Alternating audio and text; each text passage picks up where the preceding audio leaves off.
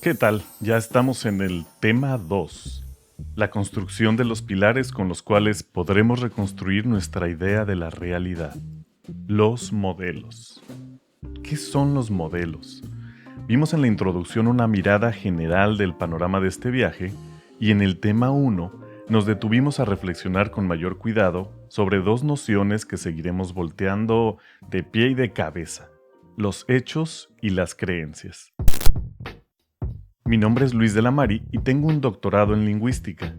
No pretendo ser experto en todo, pero sí investigarlo a fondo. Así que mantengan una mente abierta y un sano escepticismo.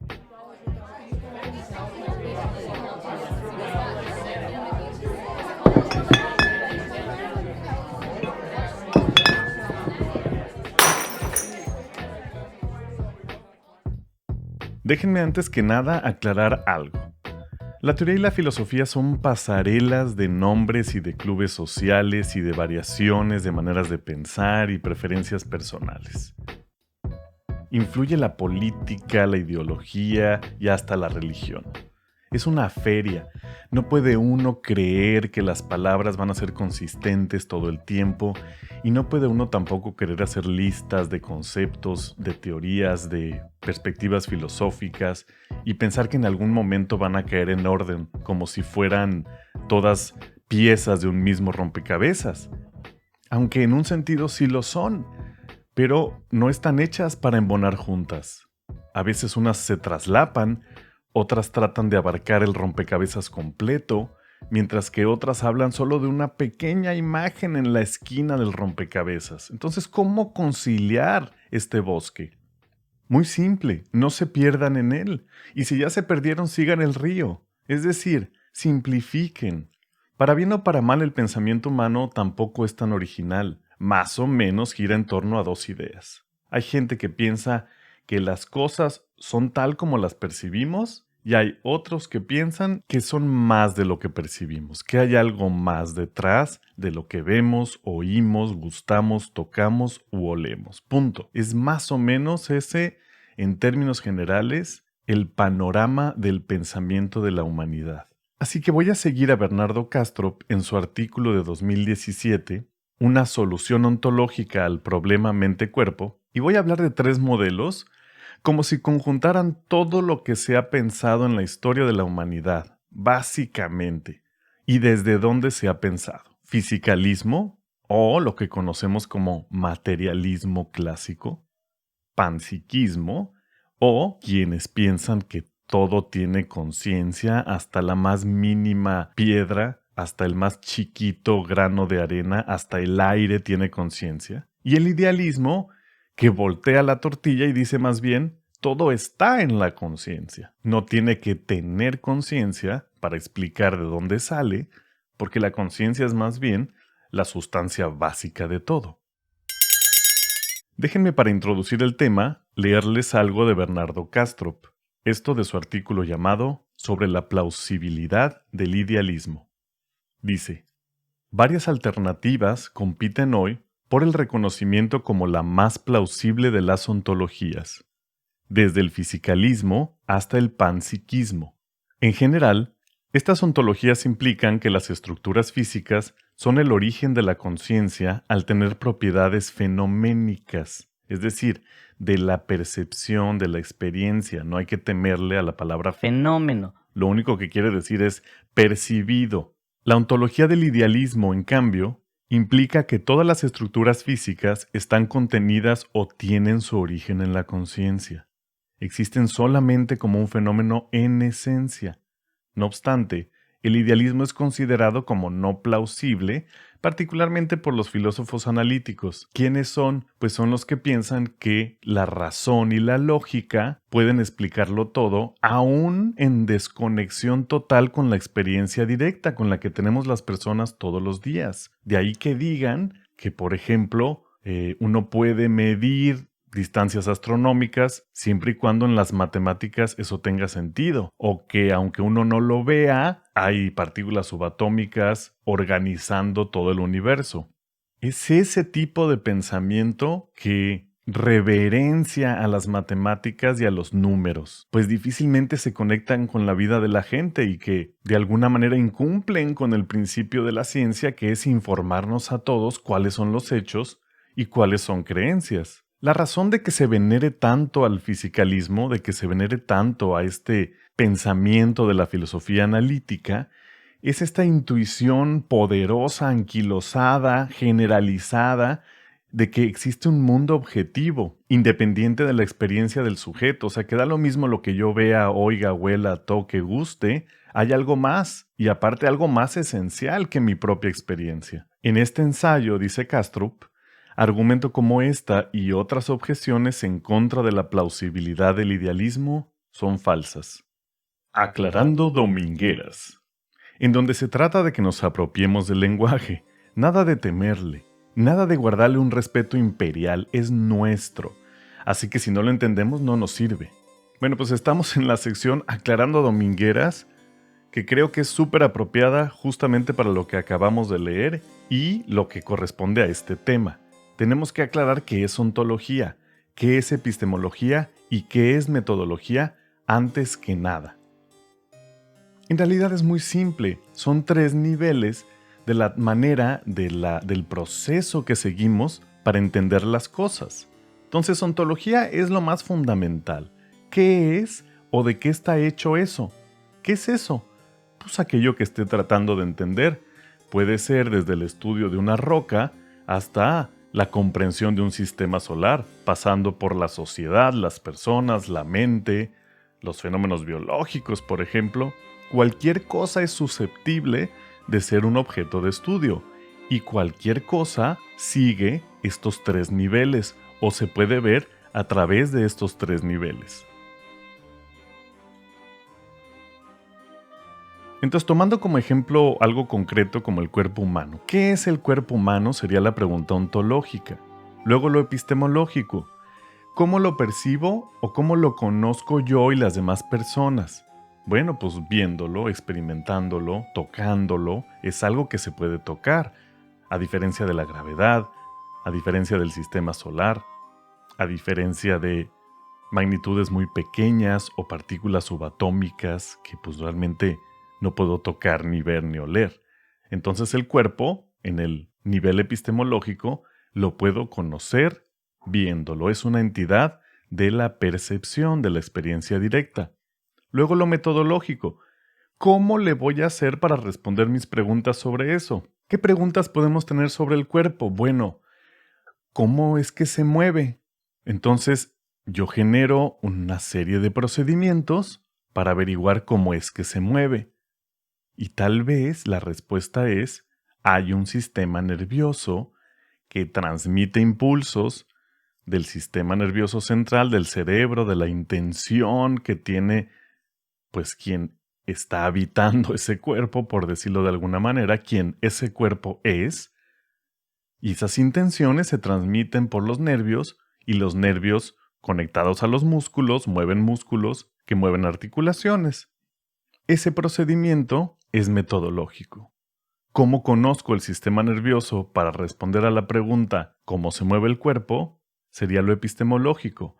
¿Y qué es el sistema nervioso? En esencia, si voy a creer que es realmente puro impulso eléctrico, ¿de dónde viene la intención de quien mueve el cuerpo? ¿Del cerebro? ¿Todo está nada más en el cerebro? Esa sería ya la parte ontológica. Estos 3 niveles, aunque varían, se van a estar moviendo, son una danza de cuestionamiento, de curiosidad científica, de explicación, que pueden ser muy diferentes dependiendo del tema, pero básicamente responden estas 3 preguntas. ¿Qué es? ¿Cómo lo conozco? ¿Y cómo le hago para responder esas incógnitas que tengo al respecto? Ontología, epistemología y metodología. A lo largo de esta exposición vamos a estar hablando fundamentalmente de lo ontológico. ¿Por qué? Porque estamos yendo a las bases, a las esencias, a qué es aquello a lo que llamamos realidad, principalmente en lo que tiene que ver con la relación mente-cuerpo. ¿Qué es la mente? El pensamiento, ok, pero ¿de qué están hechos los pensamientos? Es el clásico juego que hacemos todos cuando estamos chiquitos y bueno, y también ya que somos científicos, si es que seguimos esa carrera de ¿pero por qué? ¿Y por qué esto? ¿Y de dónde viene esto? Ese juego de tratar de averiguar las esencias de las cosas es el juego ontológico. Aquí, fundamentalmente lo estamos dividiendo en tres grandes corrientes, como ya dije: el fisicalismo, el panpsiquismo y el idealismo. Entonces, antes de ir a definir en esta sección de Aclarando Domingueras a estas tres corrientes de pensamiento en las que estamos conjuntando todo lo que se ha pensado y dicho en la historia de la humanidad, déjenme que les proponga algo. Vamos a partir a lo largo de toda esta serie de algo que llamo la experiencia directa. Chin, ¿qué es eso de la experiencia directa? Es muy simple. Es lo que vemos, oímos, gustamos, olemos y tocamos. Aunque puede ser también una sobresimplificación hablar de la experiencia como si fuera nada más estos 5 sentidos de la percepción, tenemos que partir de algo. Entonces, para no marear la perdiz, porque no hay necesidad de echar más polvo al aire ni de revolver más las aguas, partamos de esa definición simple. La experiencia directa como aquello que percibimos por esos 5 órganos de los sentidos. Pero, ¿y los sueños? ¿Y la imaginación y las emociones? Sí, también. Pero reconozcamos que son de una sustancia ligeramente distinta a aquello que percibimos directamente. Digamos que está la experiencia directa y la experiencia indirecta. Una experiencia que podemos compartir con casi todos, como ver un edificio, como ver un amanecer, como ver un arco iris incluso, y un lado de nuestra experiencia que es muy individual, que tenemos que usar el lenguaje para compartirlo con los demás. Oye, soñé que estaba yo en un campo lleno de flores, o me siento triste, o este cuarto no se siente bien, o estoy muy a gusto aquí. Esas cosas no son obvias para los otros, y necesariamente tengo que distinguirlas de aquello que, de manera relativa, sí constituye una realidad compartida. Por eso, insisto, partamos de lo más simple y definamos la experiencia directa como aquello que percibo con mis 5 sentidos y que por lo tanto comparto con los demás. Y claro, al margen, llamándole indirecta o individual, consideremos que también está compuesta por este otro lado de todo aquello que experimento como individuo y que tengo el lenguaje para poderlo compartir, pero que no es obvio para los demás. Basándonos en esa definición simple de experiencia, entonces podemos entender qué están tratando de decirnos estos 3 modelos sobre la realidad: el fisicalismo, el panpsiquismo y el idealismo. El primero, que hemos definido como el materialismo clásico; el segundo, que saqué el punto de vista que dice que todo tiene conciencia; y el tercero, que es el nuestro, el idealismo, en donde todo está en la conciencia y no necesita tenerla. Entonces el fisicalismo, que normalmente pensamos que el materialismo, por eso le estamos llamando fisicalismo y no materialismo, pensamos que se trata de que las cosas son lo que son y son sólidas y tienen materia, pero en realidad lo que propone el materialismo es mucho más metafísico de lo que creemos, es mucho más esotérico. Lo que propone el materialismo es que todo lo que vemos, oímos, gustamos, olemos y tocamos no es parte de la materia de las cosas, sino es parte de nuestra experiencia subjetiva, es decir, la individual, la experiencia del sujeto. Pero entonces, según el materialismo, ¿de qué están hechas las cosas? Pues de magnitudes abstractas, de masa, carga, spin, cosas que son no experienciales y que solo se pueden expresar en lenguaje, en este caso en lenguaje matemático. Por eso es que, suponiendo que todo está formado por estas magnitudes que se pueden expresar en matemáticas, pues se puede estudiar todo el universo con matemáticas, de ahí la astronomía, por ejemplo, o la astrofísica. ¿Es totalmente falso? No. Hay un nivel en el que eso funciona muy bien. Nada más que el hecho de que yo pueda contar el dinero no quiere decir que le pueda poner precio a todo. Hay arte que es invaluable, hay experiencias que son invaluables. Entonces es lo mismo. Sí, las matemáticas funcionan en ciertas zonas en las que o ya estamos acostumbrados a funcionar con números o las cosas se dejan contar bien, como las piedras se pueden contar, pero el agua se cuenta como las piedras. Son magnitudes distintas, ¿ven? Entonces, el fisicalismo tiene esos grandes límites, aparte de que se enfrenta con el famosísimo Problema difícil de la conciencia. ¿cuál es este problema? El problema difícil de la conciencia es el hecho de que si las cosas en esencia, en su ontología, están hechas de carga, masa y spin, cosas o magnitudes que no son experimentables, entonces ¿de dónde saco la conciencia? ¿Qué es la conciencia? Pues es el hecho simple, otra vez volviendo a la experiencia directa, de que yo puedo decir yo soy yo veo, yo escucho, yo huelo, yo siento.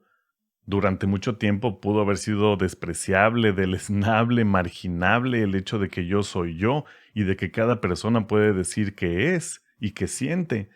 Pero si no puedo explicar eso de la experiencia humana, que es, digamos, la base de todo, porque si no hay quien vea algo, pues ese algo básicamente no tiene existencia propia, al menos que seamos materialistas y digamos, sí, todo existe independientemente de que yo lo vea. Pero bueno, convengamos en que independientemente de eso, si no puedo explicar, aparte de pensar que las cosas ahí están, digamos, si no puedo explicar que hay gente que las ve y que afirma que las ve desde un punto de vista subjetivo, diciendo yo veo, a lo que hemos llamado conciencia, pues entonces estoy metido en un grave problema como modelo. Entonces el fisicalismo tiene el problema difícil de la conciencia porque no se puede explicar el fenómeno de la conciencia a partir de la configuración o de la estructura del cerebro, a partir de impulsos eléctricos. Y ahí está toda la literatura sobre el tema.